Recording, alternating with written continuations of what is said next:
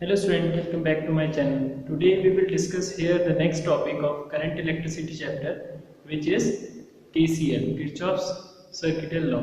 तो इस चैप्टर में इस टॉपिक में हम ये देखेंगे कि जो कॉम्प्लिकेटेड सर्किट्स होते हैं उनकी कैलकुलेशन के लिए उनमें आपके पास टोटल करंट किसी एक पर्टिकुलर सर्किट में फाइंड आउट करना है, किसी क्लोज सर्किट में एक पर्टिकुलर पाथ पे जो करंट फ्लो करना है। जब सर्किट कॉम्प्लिकेटेड होगा यानी उसमें एक या एक से ज़्यादा रेसिस्टेंस लगे होंगे और वो रेसिस्टेंस एक या एक से ज़्यादा डिफरेंट बैटरीज से कनेक्ट होंगे, या आप कह सकते हो डिफरेंट सेल्स लगे होंगे। तो कॉम्बिनेशन ऑफ सेल यानी बैटरी का कॉम्बिनेशन होगा उसमें, लेकिन डिफरेंट मोड में।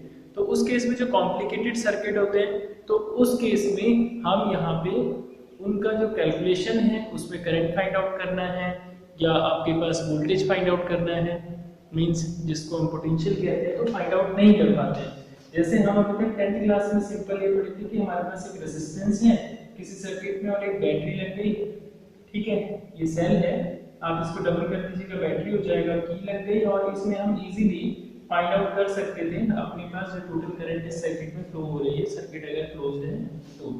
बट अगर यही केस कुछ ऐसा हो जाए कि मान लीजिए आपके पास यही सर्किट है, यही की है, यहाँ पे मैंने एक और कनेक्ट कर दिया आपके पास रेजिस्टेंस और इस रेजिस्टेंस के साथ मैंने एक बैटरी और कनेक्ट कर दी, ठीक है स्टूडेंट, इस टाइप का स्ट्रक्चर कुछ हो गया और यहाँ पे भी मेरे पास क्या था, जो रेजिस्टेंस है वो कुछ इस टाइप से फॉर्मेट में आ गया।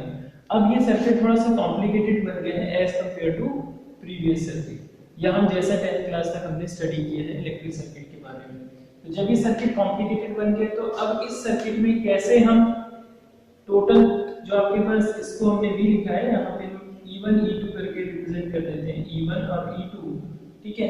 आप ये कह सकते हैं कैपिटल E1 नहीं लिखेंगे तो एप्सिलॉन 1 एप्सिलॉन 2 करके हम ईएमएफ ऑफ सेल दिखा देंगे। यहाँ पे जो ईएमएफ ऑफ सेल पहले हम डिस्कस कर चुके कि क्या होता है, कैसे ये ईएमएफ ऑफ सेल आपके पास किसी बैटरी पे रिप्रेजेंट होता है, क्लियर।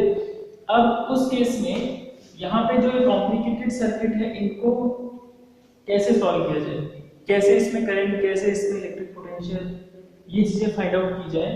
तो उस केस के लिए यहाँ पे किरचॉफ ने, ठीक है, 1942 में अपने 2 लॉज दिए थे। एक लॉ था उसका फर्स्ट लॉ जो था किरचॉफ का, केसीएल फर्स्ट के नाम से भी जानते हैं इसे, और यहाँ पे जो दूसरा लॉ है उसको केसीएल सेकंड के नाम से भी जानते हैं। तो केसीएल फर्स्ट लॉ ये था कि वो किसी सर्किट पे, जब हम यहाँ पे क्लोज सर्किट की बात कर रहे हैं तो किसी सर्किट पे आप देखिए जो क्लोज सर्किट है, अभी क्योंकि क्लोज सर्किट इसलिए हमने यहाँ पे प्रेफर किया है क्योंकि करंट का फ्लो देखना है और करंट का फ्लो क्लोज सर्किट में ही होगा। तो यहाँ पे हम एज्यूम कर रहे हैं सर्किट हमारा क्लोज है तो उसके किसी जंक्शन से रिलेटेड है। जो केसीएल फर्स्ट है वो आपके पास क्या है, उसको जंक्शन लॉ भी कहते हैं, ठीक है, या उसको हम यहाँ पे करंट लॉ भी कहते हैं क्योंकि वो कंजर्वेशन ऑफ चार्ज पे डिपेंड करता है। ये केसीएल किरचॉफ फर्स्ट लॉ भी कहते हैं या किरचॉफ सर्किटल लॉ में जो आपके पास है केसीएल फर्स्ट के नाम से। तो अब हम यहाँ पे इसको इन तीनों नाम से जानते हैं, तो इसमें भी आपके पास किसको कंजर्व करना है, कंजर्वेशन ऑफ चार्ज को, क्लियर स्टूडेंट।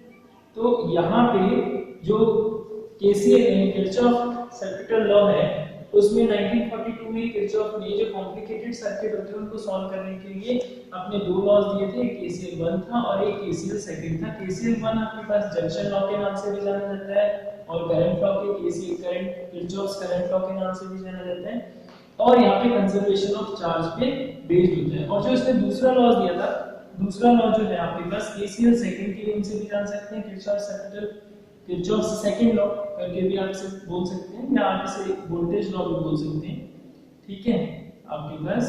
और या इसको हम एक लूप लॉ और मैश, तो इन नामों से इसे यहाँ पे जाना जाता है। अब इस वाले सर्किट में, सॉरी, अब इस वाले जो आपके पास लॉ में जो कंजर्वेशन होगा वो कंजर्वेशन आपके पास किसका था, कंजर्वेशन ऑफ एनर्जी। अब हम सीखेंगे कि जो केसीएल फर्स्ट लॉ है उसका स्टेटमेंट क्या है और उस स्टेटमेंट के बेस पे हम डायग्राम के थ्रू सीखेंगे कि इसमें कैसे साइन कन्वेंशन को फॉलो करते हुए हम स्टडी करते हैं इसके फर्स्ट लॉ को, और फिर उसके बाद हम स्टडी करेंगे इसका सेकंड लॉ। सेकंड लॉ को कैसे हम यहाँ पे एक कॉम्प्लिकेटेड इसी टाइप का आपका डायग्राम बनेगा, कॉम्प्लिकेटेड डायग्राम बनाते हुए उसमें कैसे हम यहाँ पे भी वहाँ पे सेकंड लॉ में भी साइन कन्वेंशन बहुत इंपॉर्टेंट है, और उसमें हम ये स्टडी करेंगे कि हम जो अपना साइन कन्वेंशन लेते हैं, ठीक है, क्लॉकवाइज या एंटी क्लॉकवाइज, तो उसके सेंस में कैसे हमारे पास जो सेल पे ईएमएफ है वो नेगेटिव होगा और कैसे आपके पास सेल का ईएमएफ पॉजिटिव होगा, और डायरेक्शन ऑफ करंट कब नेगेटिव होगी, कब डायरेक्शन ऑफ करंट पॉजिटिव होगी। तो कुछ यहाँ पे हमें कंसीडरेशन करना पड़ेगा अपने साइन कन्वेंशन में, तो उसके बेस पे हम यहाँ पे ऐसी कॉम्प्लिकेटेड प्रॉब्लम सॉल्व करेंगे with the help of KCL. Okay, so for that pause the video and note down.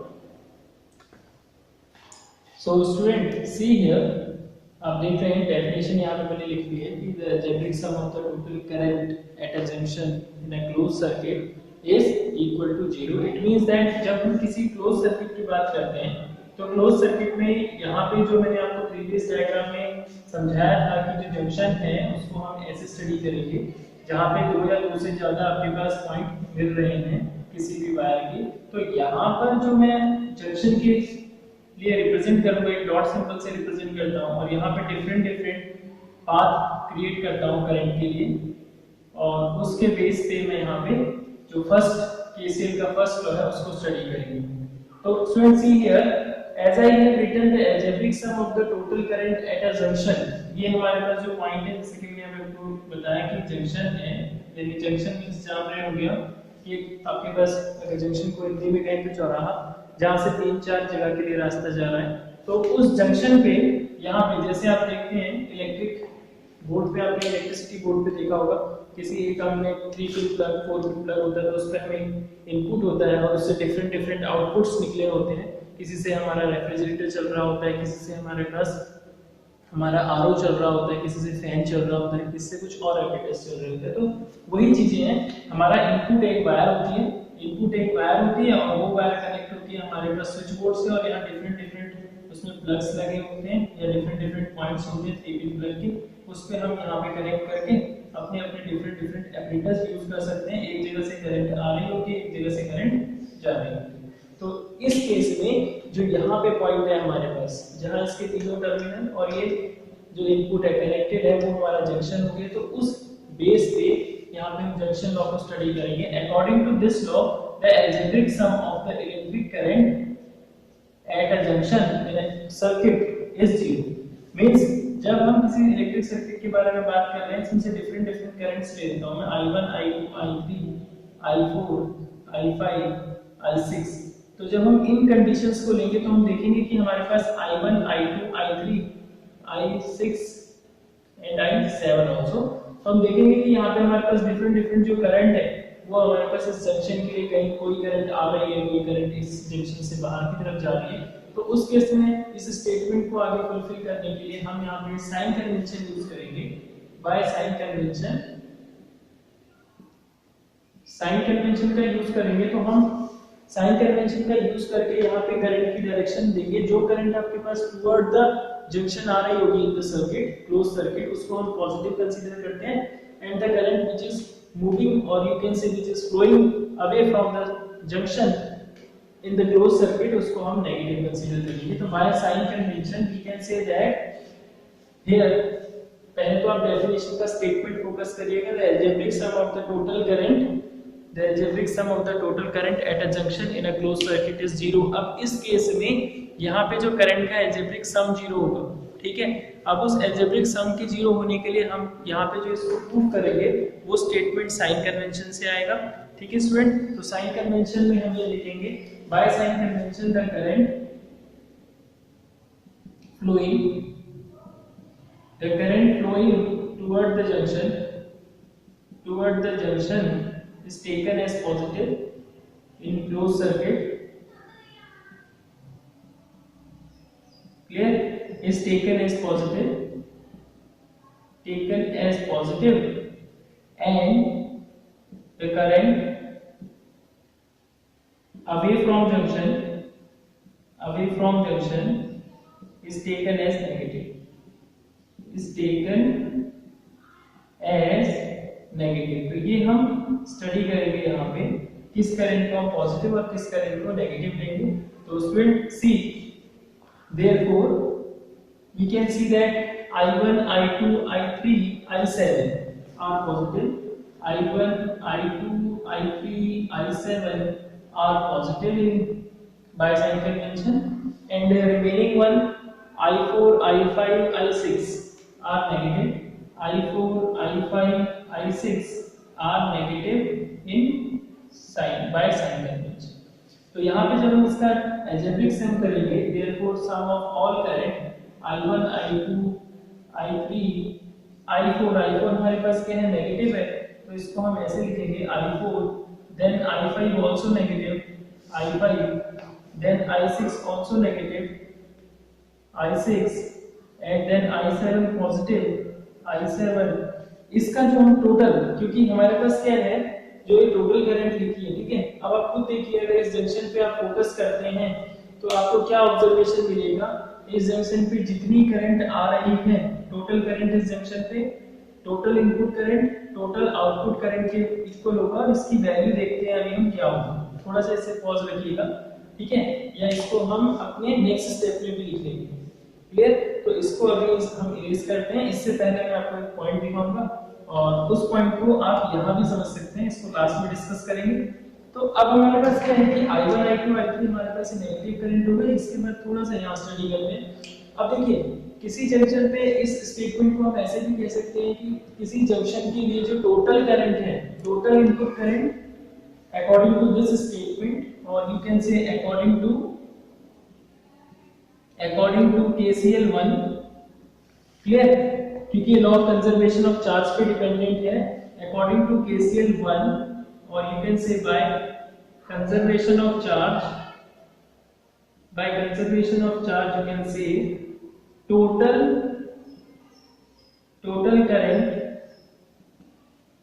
current flowing toward the junction, is equal to total current away from the junction, clear student? तो हम ये चीजें यहाँ पे discuss करेंगे। इस base पे हम क्या स्टडी कर सकते हैं कि जो हमारे पास टोटल करंट थी I1, I2 और I3, और I7, इसका जो सम है वो किसके इक्वल हो जाएगा, आपके पास I4, I5 और I6, तो इनके अलजेब्रिक सम के इक्वल होगा। और फिर इसके बाद जो हम स्टेटमेंट स्टडी करते हैं, वो स्टेटमेंट आपका ये आ जाएगा कि हम यहाँ से इन वैल्यूज को RHS से LHS मूव करेंगे, तो ये सारी वैल्यू आपको इस फॉर्मेट में दिखेंगी, नेगेटिव। ये रीजन था लिखने का इसको अलजेब्रिक सम के मोड पे। जब हम इसे ऐसे लिखेंगे तो आपको सोचिए, जब ये LHS से आपके पास RHS से पूरी वैल्यू उठ के LHS में आ जाएगी, तो इस राइट हैंड साइड क्या बचेगा हमारे पास, 0। तो ये है वो 0, ठीक है, जो क्वेश्चन मार्क की जगह फिल होगा। तो अब आपके पास क्या आएगा statement, therefore you can say that in सब को अगर आप एक अलजेब्रिक सम के सेंस में लिखेंगे, तो ये हमारी टोटल करंट है, sigma I is equal to 0। जो नेगेटिव साइन आपको दिख रहा है, ये आपके पास नेगेटिव करंट है नहीं, ये बाय साइन कन्वेंशन हमने यूज किया है कि एक इनपुट करंट को हम पॉजिटिव कर देंगे और आउटपुट करंट जो हमारे पास जा रही है उसको हम नेगेटिव कर देंगे। क्लियर? तो ये हमारे पास था KCL फर्स्ट लॉ, और ये फॉलो कर रहा है आपके पास, किसको ऑबे करता है, KCL first law, conservation of charge. Conservation of charge आपको अगर इसको हल्का सा और डीपली स्टडी करें तो कंजर्वेशन ऑफ चार्ज के बारे में आप नॉर्मली देखिए। सपोज हम एक इमेजिन करते हैं पाथ को, ठीक है स्टूडेंट, देखिएगा यहाँ से हमारे पास कोई Q1 चार्ज आया, तो आपके पास जो चार्ज का डिस्ट्रीब्यूशन है, जब इस जंक्शन पे यहाँ पे चार्ज इस टी शेप को आप जंक्शन कंसीडर कर लीजिए, तो जब आपके पास जंक्शन पे चार्ज का डिस्ट्रीब्यूट होगा तो कुछ चार्ज यहाँ जाएगा, कुछ चार्ज यहाँ जाएगा। सपोज यहाँ Q2 मान लीजिए, यहाँ Q3 मान लीजिए। तो बाय कंजर्वेशन ऑफ चार्ज अगर हम इस पॉइंट पे लगाएं तो कंजर्वेशन ऑफ चार्ज ये कहेगा कि जो Q1 neither created not destroyed वाली कंडीशन, तो कंजर्वेशन ऑफ चार्ज में जितना चार्ज यहाँ इनपुट हो रहा है उसी रेशियो में आपके पास चार्ज, अगर यहाँ इनपुट चार्ज जो इंक्रीज हो रहा है तो उसी रेशियो में जो आउटपुट चार्ज है वो भी आपका इंक्रीज होगा। तो कंजर्वेशन ऑफ चार्ज ये रहेगा कि टोटल इनपुट चार्ज जो है वो आपके पास क्या होगा, सम ऑफ अदर टू चार्जेस। अब अगर हम किसी एक पर्टिकुलर टाइम पे इसको डिस्कस करें, किसी टाइम t के लिए, यानी t टाइम पे जितना चार्ज हमारे पास इधर से इधर की तरफ फ्लो होगा उतना ही चार्ज आपके पास t टाइम पे, अगर q1 चार्ज यहां से फ्लो हो रहा है और इस q1 के रिस्पेक्ट में q3 एंड q2 आपके पास आउटपुट चार्ज है जो इस डायरेक्शन में फ्लो हो रहा है, तो t टाइम पे अगर सपोज यहाँ पे अगर हम चार्ज का t टाइम पे जो फ्लो देखें वो q1 है, मींस पर यूनिट टाइम पे आप अगर यूनिट कर देंगे तो q1 आ जाएगा। इधर t टाइम के लिए q1/t क्या बनेगा आपका i1। तो ध्यान दीजिएगा, पहले अभी i1 बोलने से पहले यहाँ पे t टाइम पे q1 चार्ज फ्लो हो रहा है, तो सेम टाइम पे यहाँ पे आपके पास क्या होगा, q2 चार्ज और q3 चार्ज फ्लो होगा। तो बाय कंजर्वेशन ऑफ चार्ज से क्या होगा, total charge remain constant. Charge आपके पास क्या है, कहीं कम कहीं ज्यादा नहीं होगा, टोटल चार्ज क्या होगा आपके पास 0 होगा।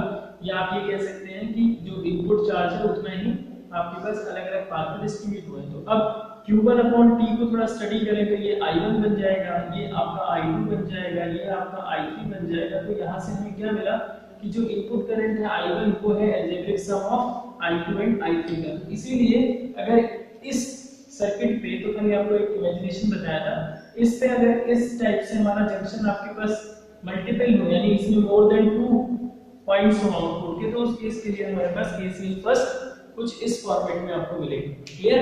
अब हम इसके बाद डिस्कस करेंगे KCL सेकंड का, जो कि आपका कंजर्वेशन ऑफ एनर्जी पे बेस है, जिसको हम यहाँ पे सर्किटल लॉ KCL में, जिसको हम यहाँ पे लूप लॉ, मैश लॉ और वोल्टेज लॉ भी बोलते हैं। Clear. So for that pause the video and note down.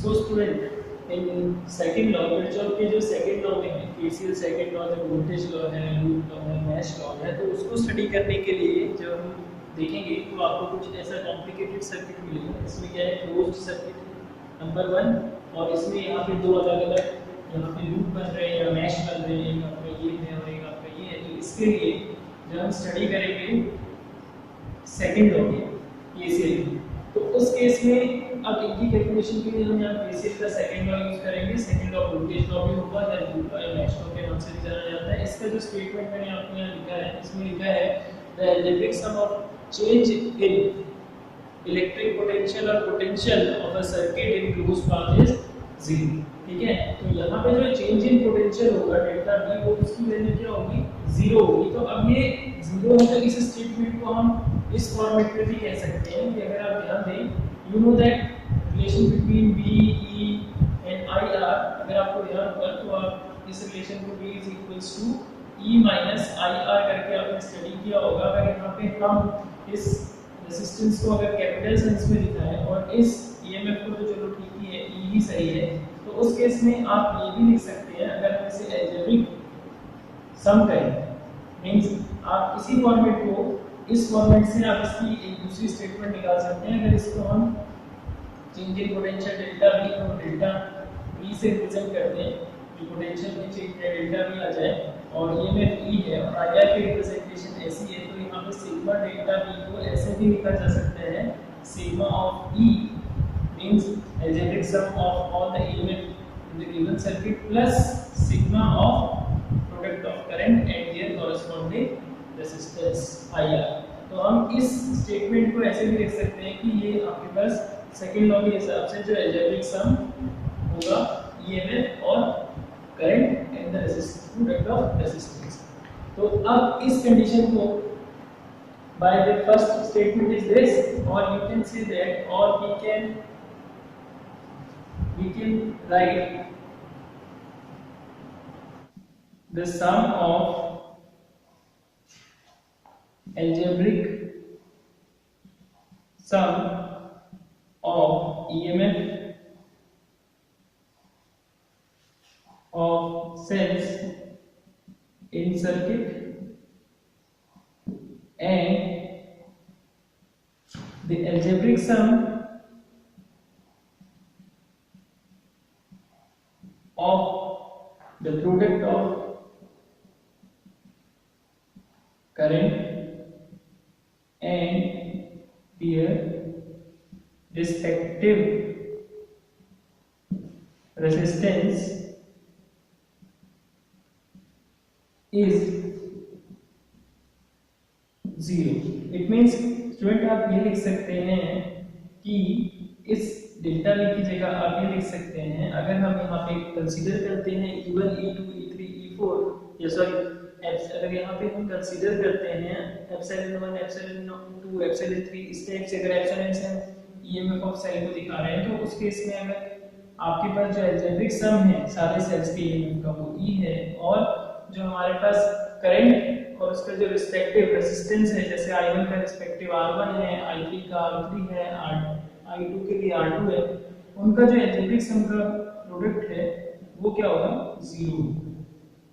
तो इस स्टेटमेंट को हम ऐसे भी कन्वर्ट कर सकते हैं जैसा कि मैंने आपको स्लाइड में भी बताया, ठीक है, एक शॉर्ट फॉर्म। अब यहाँ पे क्या होगा, इसके सेकंड लॉ के फॉर्मेशन के लिए हमें यहाँ पे साइन कन्वेंशन फॉलो करना पड़ता है इधर भी, ठीक है। उसके लिए हम लोग क्या करेंगे, उसके लिए हम लोग यहाँ पे एक क्लोज्ड पाथ को ट्रेवर्स करते हैं, ठीक है।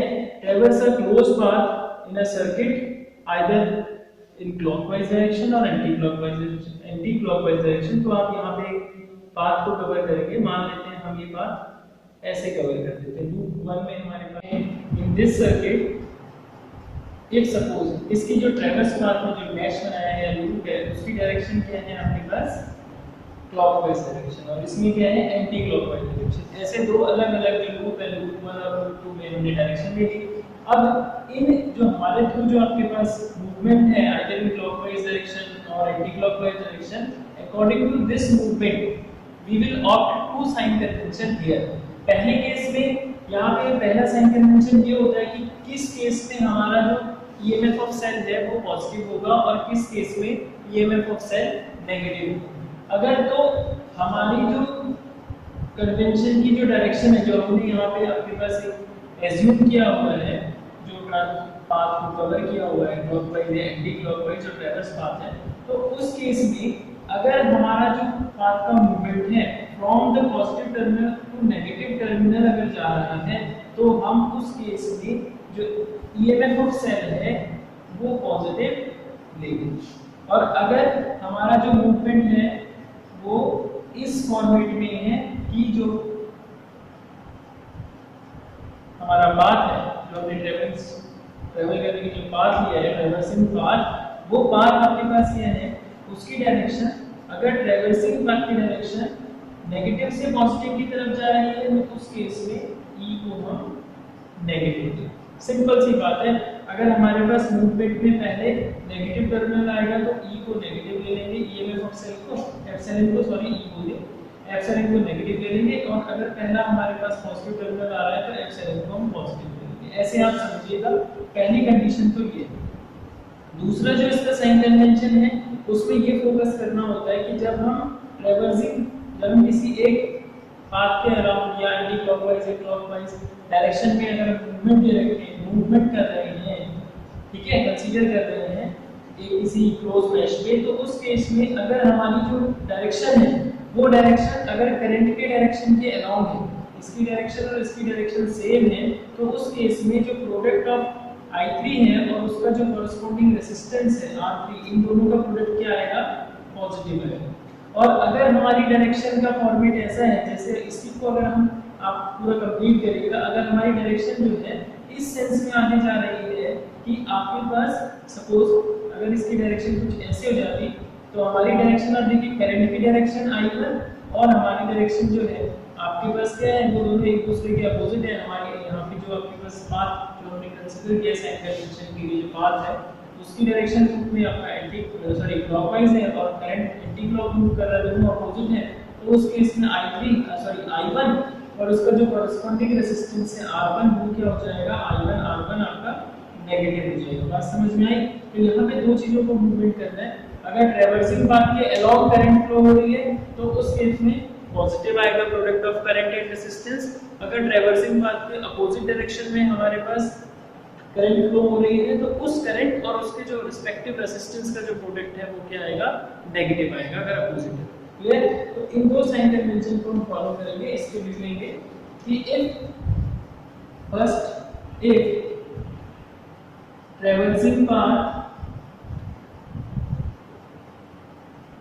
traversing path which is either clockwise or anti-clockwise is along the direction of current in that mesh। जिस भी हम मैश के बारे में बात कर रहे हैं, लूप के बारे में बात कर रहे हैं, clear, in the loop, then product of current and resistance, जो रिस्पेक्टिव रेजिस्टेंस होगा, is taken as positive, and if opposite, अगर यही कंडीशन जो ट्रैवर्सिंग पाथ है और करंट की डायरेक्शन अपोजिट होगी, if opposite it is taken as negative. Clear student? पहला पॉइंट तो आपको ये ध्यान देना होगा। दूसरा पॉइंट ये था जो मैंने ईएमएफ के लिए बताया था, if the traversing path is from the positive terminal of battery to the negative terminal of battery, if the traversing path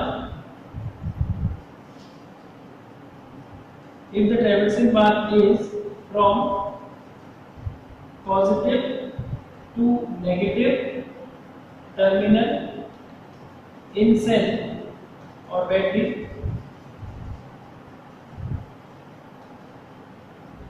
clear, EMF is taken as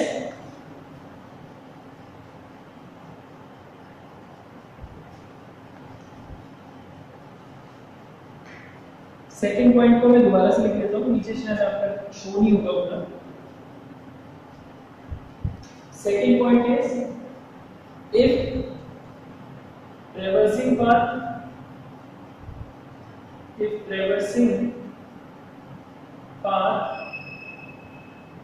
traversing path is from positive to negative terminal, then shortcut लिखते हैं E will be positive, and if traversing path is from negative to positive terminal, then EMF of cell will be negative। तो ऐसे short तरीके से इसे समझते हैं, हमारे कैलकुलेशन में हेल्पफुल रहेगा ये सब। अब हम इसके लिए जो प्रूफ करते हैं, सेकंड जो लॉ है इसका, वोल्टेज लॉ, उसको स्टडी करते हैं by solving this mesh. Clear student? Okay student, see here हमने साइन कन्वेंशन भी देख लिया। अब हम स्टडी करते हैं मैश का और इसका कुछ नेमिंग फिक्स कर लेते हैं पहले। Suppose A B C D E and F. अब आप थोड़ा सा बी पॉइंट को स्टडी करिए, तो आप देखो बी पॉइंट आपको जंक्शन मिलेगा क्योंकि इसमें I2 करंट भी आ रही है, I3 I1 भी आ रही है और I3 आउटपुट जा रही है। तो by first KCL first law we can write I3 is the sum of I1 plus I2, total output current is equal to sum of total input current. ऐसे हम यहां पे फर्स्ट KCL का law लगा सकते हैं। अब हम पहले फर्स्ट मेश में आते हैं, ठीक है, इसका कैलकुलेशन करते हैं। सो बाय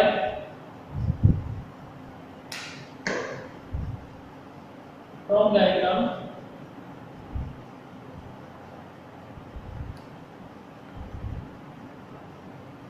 देखिए student, from diagram by loop one में अगर मीनिंग देखिए तो आप दे सकते हो कि we are considering here the traversing direction is from B A F E, means clockwise or anti clock, but clockwise direction, clockwise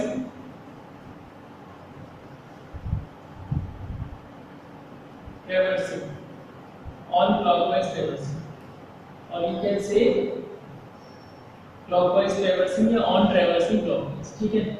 okay, इतना ही लिखते हैं।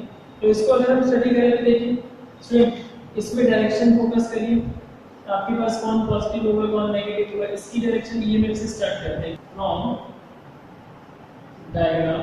तो यहाँ पे हम from diagram you can see by loop 1 in loop 1 mesh 1 और loop 1 में अगर हम स्टडी करें, जो इसमें डायरेक्शन है ट्रेवर्स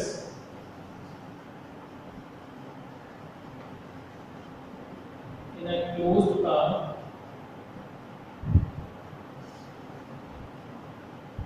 which is or traverse in a closed path in clockwise direction, ठीक है। तो क्लॉकवाइज डायरेक्शन में ट्रेवर्सिंग होगी, तो उस केस में स्टूडेंट जैसे कि मैंने आपको साइन कन्वेंशन में समझाया था कि हम लोग जो ट्रेवर्सिंग पाथ की डायरेक्शन है करंट की डायरेक्शन के अलोंग है, जो करंट पॉजिटिव और ट्रेवर्सिंग पाथ की direction from positive to negative terminal में जो आपका ईएमएफ पॉजिटिव आएगा, अगर फ्रॉम नेगेटिव टू पॉजिटिव है तो ईएमएफ यहाँ देख सकते हैं आपके पास नेगेटिव आएगा। तो इस केस में आप देखिए यहाँ पे आपके पास जो डायरेक्शन है वो आपके पास कौन से मोड में, आपका clockwise format. So from positive to negative, EMF will be positive here, and after that, product of current and their respective resistance this type minus similarly I3 and R3 also. Point is clear? तो इस case में अब जो algebraic sum है, total sum होता है कितना होगा इसका 0। जैसा कि हमने बताया था कि algebraic sum of the difference of liquid potential is 0। So here we can write, or in another way we can say that the algebraic sum of the EMF means the sum of the algebraic sum of the EMF and the algebraic sum of the product of current and their respective resistance is 0. So I will follow this property here. So by this property I will write epsilon 1 I1 R1 I3 R3 is equal to 0. When we write this in this way from LHS to RHS, this value will go. So I will write I1 R1 plus I3 R3. तो ऐसे लिखेंगे, इसको equation 1 बना लेंगे। Similarly we can write for mesh 2, or you can write loop 2 also. तो loop 2 वाले second वाली condition में क्या होगा उस पर भी जरा थोड़ा फोकस करते हैं। तो सेकंड लूप को अगर आप फोकस करेंगे तो आप देखेंगे आपके पास यहाँ पे डायरेक्शन नेगेटिव से पॉजिटिव है, तो ये नेगेटिव आ जाएगा, ये लूप यहाँ पे फ्रॉम नेगेटिव से पॉजिटिव है ट्रेवर्स की डायरेक्शन, ठीक है। इसके बाद आपके पास क्या होगा, and this I3 R3 will be positive, and again after that I2 R2 also positive, it is equal to 0। तो इसको जब हम सेट करेंगे तो इसको लिख देंगे हम I3 R3, और you can write I2 R2 plus I3 R3। Calculation के लिए इजी रहेगा। अब अगर हम इन दोनों इक्वेशन पे देखें, इन दोनों का अगर डिफरेंस करें तो ये वाला पोर्शन तो खत्म हो जाएगा हमारे पास I3 R3 वाला। तो from we can write first minus second, we will write here epsilon 1 minus epsilon 2, it is equal to I1 R1 minus I2 R2, और ये दोनों वैल्यूज डिफरेंस होके क्या हो गए, कैंसिल हो गए। Please friend from first minus 2 करेंगे तो अब आपके पास क्या है, इसको जो epsilon 1 minus epsilon 2 है इसको समेशन में epsilon लिख सकते हैं, ठीक है, क्योंकि यहाँ पे आपको जो माइनस epsilon 2 है वो तो साइन कन्वेंशन की वजह से है, ठीक है। अदरवाइज आप इसे ऐसे लिख सकते हैं इन दिस वे, तो इसका जो रिजल्ट आएगा वो अलजेब्रिक सम के रूप में लिख दिया। और यहाँ पे भी आप इसे लिख सकते हैं I1 R1 plus minus I2 R2 format में, और जो अलजेब्रिक सम के फॉर्मेट में जब लिखेंगे तो उसको IR कर दिया देंगे, तो ये आपके पास फॉर्मेट बन गया। और इसी को अगर थोड़ा सा और मॉडिफाई करना चाहें, सिग्मा एप्सिलॉन इक्वल टू, इसको थोड़ा सा हम LHS RHS से LHS में मूव करेंगे तो सिग्मा IR होगा इक्वल टू 0। इसको थोड़ा फिर मॉडिफाइड करेंगे तो सिग्मा E माइनस IR आपके पास किसके इक्वल हो जाएगा, V के, यानी चेंज इन पोटेंशियल कह दोगे आप, क्योंकि ड्रॉप है, पोटेंशियल ड्रॉप है, ये EMF ऑफ सेल है, दोनों का डिफरेंस है पोटेंशियल में चेंज कर देगा। डेल्टा वी लिख सकते हैं ऐसे आप, डेल्टा वी इक्वल टू 0। तो इस वाले को मैथमेटिकली थोड़ा सा टर्न करके हम इसे ऐसे रिप्रेजेंट कर सकते हैं, जो हमारा सबसे पहला स्टेटमेंट है। Point is clear student? तो बाय यूजिंग साइन कन्वेंशन, तो बाय यूजिंग साइन कन्वेंशन आप इजीली केसीएल सेकंड को समझ सकते हैं।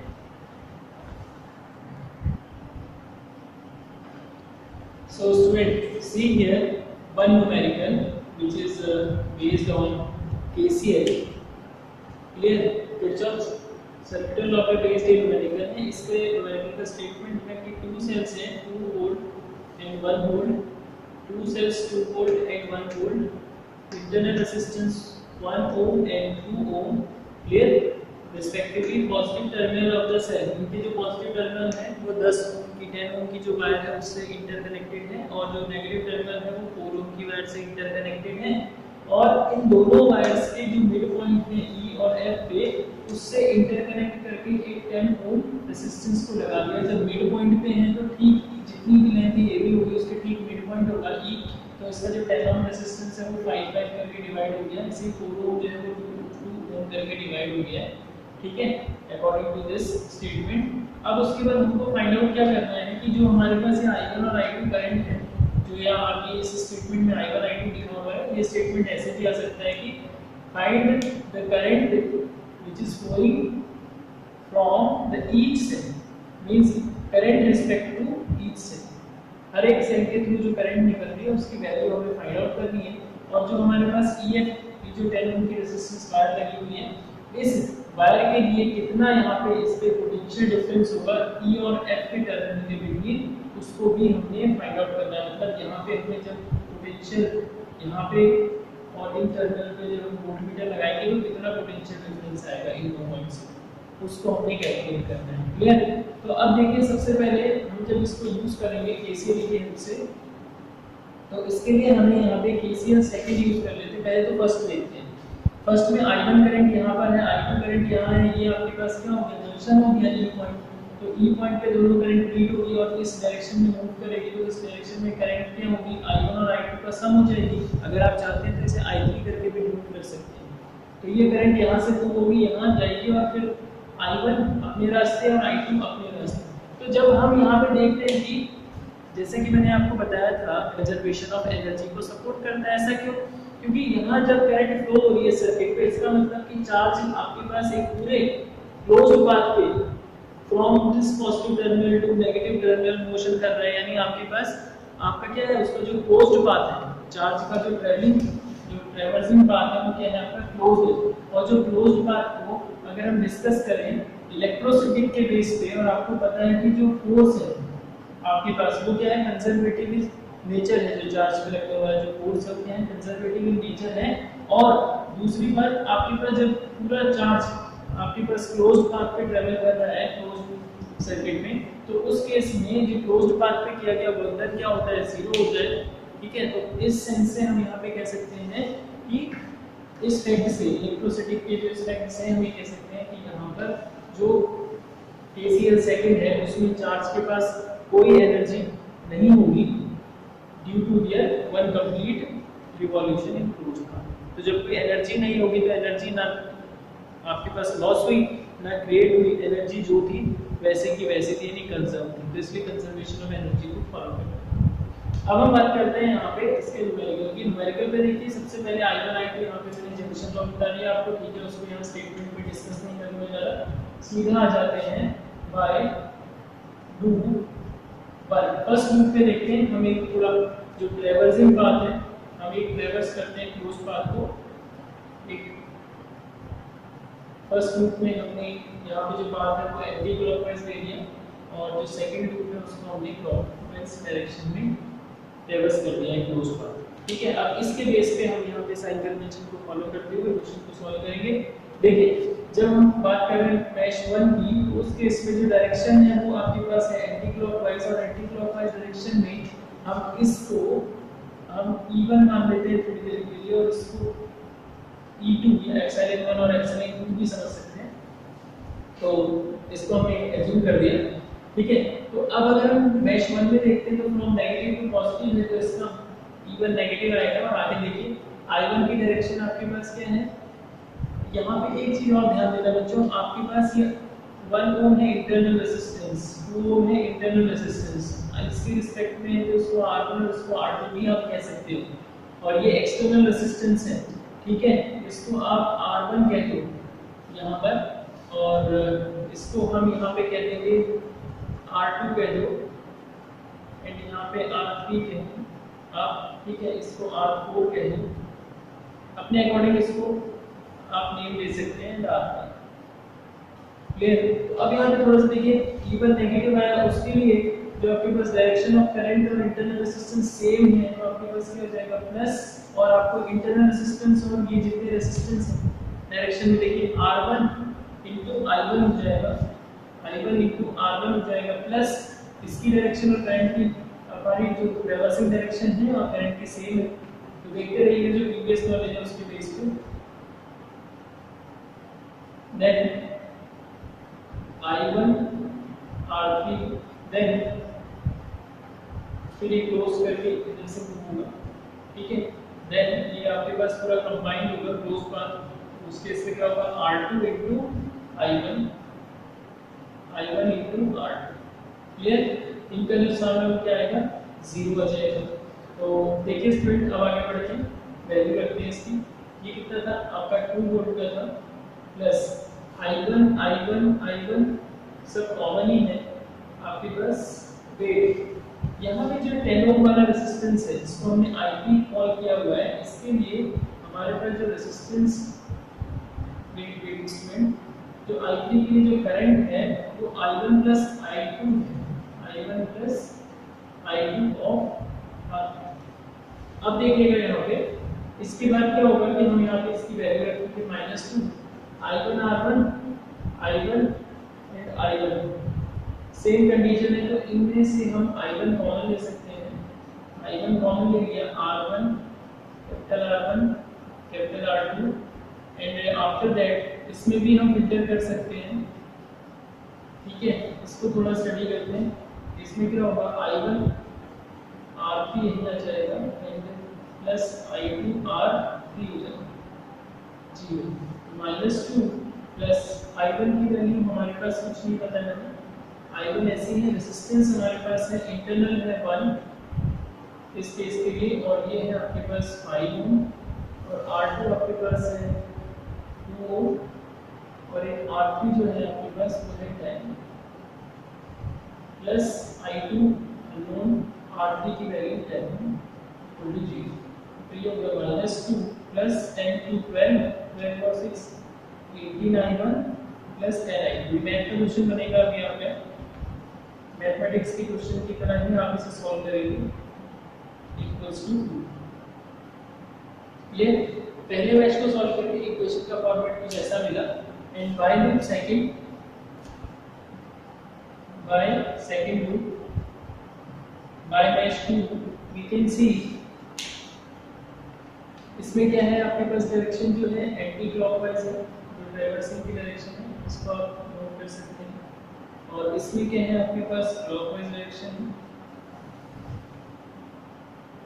ठीक। अब देखिए स्टूडेंट यहाँ पे इस पे हम स्टडी करेंगे इस तरह से, तो यहाँ भी नेगेटिव से पॉजिटिव टर्मिनल आ रहा है, तो ये 1 वोल्ट नेगेटिव हो जाएगा 1, और इसमें R2 इसके साथ I2 करंट है, आप लिखेंगे I2 into R2, देन ये करंट ऊपर जा रही है, डायरेक्शन सेम है, plus I2 into R4, then ये आपके पास इस पाथ पर ट्रेवल करेगा I1 I2 plus I1 I2 of 10 Om, then उस 2 ओम रेजिस्टेंस के लिए plus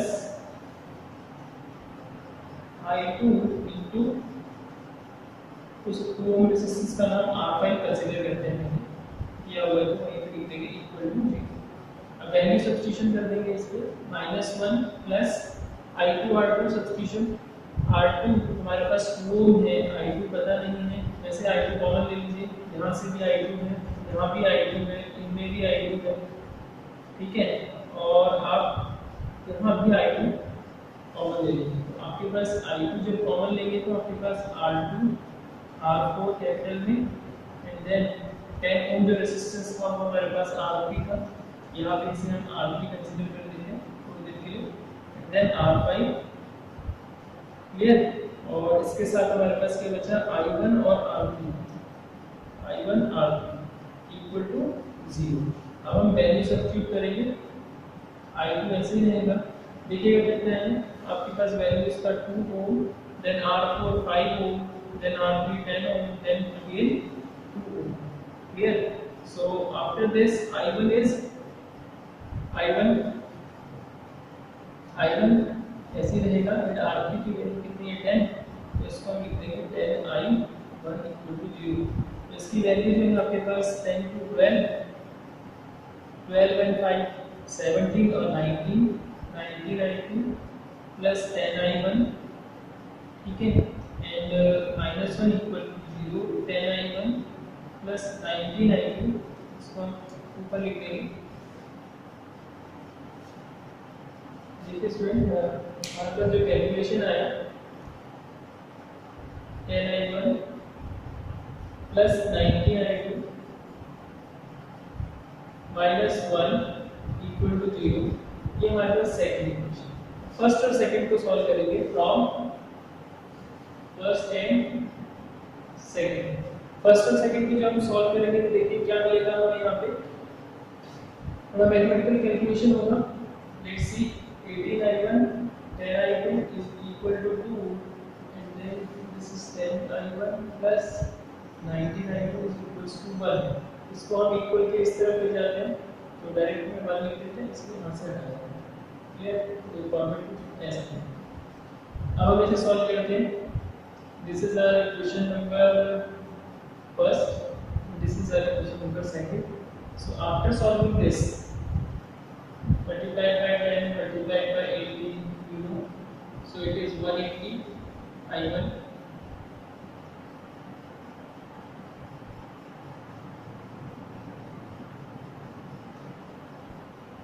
342 I2 is equals to 80. Cancel 242 with negative sign of I2, 20 this one minus, so this is a plus, I2 is equals to 2 upon 242 with negative sign 1 2 1, I2 is equals to 1 upon 121 with negative for sign convention, the value of current is this. So after this 18 I1 plus 10 I2 means 1 upon 121 with negative sign is equal to 2, so 18 I1 2 plus 10 upon 121 121 is 42 242 plus 10 252 upon 121. So in case of 18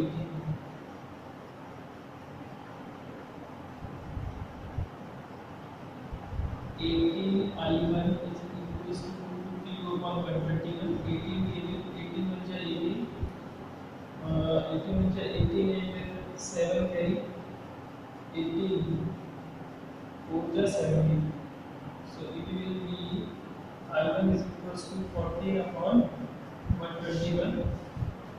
clear? इतना ampere आपके पास I1 आ गया, इतना ampere आपके पास I2। Sign convention, sign को remove करिएगा, sign को direction represent करेगा। Current आपके पास 1 upon 121 14 upon 120। Now after this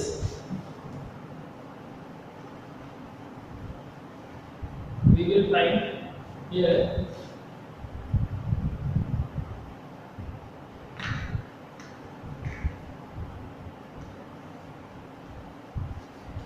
now student, because we have two values, I1 is equals to minus 1 upon 121, I2 sorry, I2 is this, I1 is 14 upon 121, therefore total current for 10 ohm resistance कितना होगा, I3 name ले लेते हैं उसका because R3 था हमने consider किया हुआ, it is sum of 2, so 1 by 121 plus 14 by 121, and this one is negative, so it will be 13 over 121 ampere. Clear? Now electric potential difference across EF means EF के across electric potential difference V is equals to IR formation, ठीक है। I3 हो जाएगा, इसके लिए जो current यहाँ से पास हो रही है सपोज I3 मान लेते हैं इसे, और जो रेजिस्टेंस है वो R3 है, तो देखिए कितना आएगा, I3 है आपके पास, यहाँ से वैल्यू सब्स्टिट्यूट करिए, and this one is 10, so answer will be 130 over 121 volt. इसको अगर आपको कैलकुलेट करना है तो आप भी कर सकते हैं, 130 को 121 से डिवाइड कर दीजिए, 121 मतलब 9 then 0.900 तो आपके पास लगभग 121 7 का राउंड बनेगा, 707 7 into 14 707 over 847 near about 1.07. So this is the potential difference between the terminal of EF in this circuit. What is clear? So pause the video and note down.